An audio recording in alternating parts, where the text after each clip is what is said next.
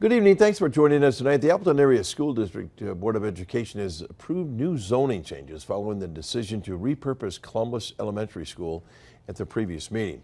In the first alert update, Drew Best attended tonight's meeting. He brings us the key details and the community's reaction. Starting next fall, students living in the historic central neighborhood will now be part of the attendance area for Edison Elementary School.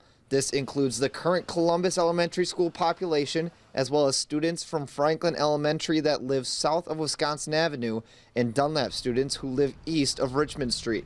Members of the public discussing their concerns prior to the vote. I think when we make those types of efforts to engage the public and parents, that when they don't attend, we should be asking why, rather than assuming perhaps that they don't care. I believe it's important to reflect on why it took so long to address these concerns from school principals, from parents and families, and neighbors that have persisted for years. Board members say these zoning changes focus on the safety and walkability of students currently living in the historic central neighborhood. There were a couple of areas that students needed to cross some very busy streets.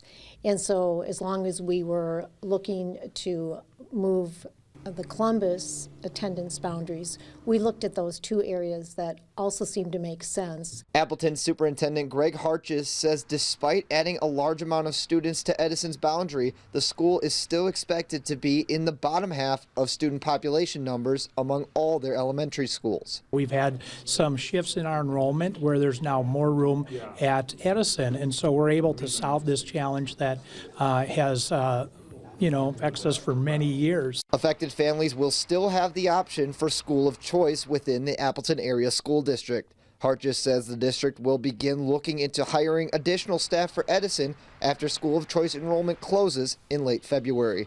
Reporting in Appleton, Drew Best, Action 2 News.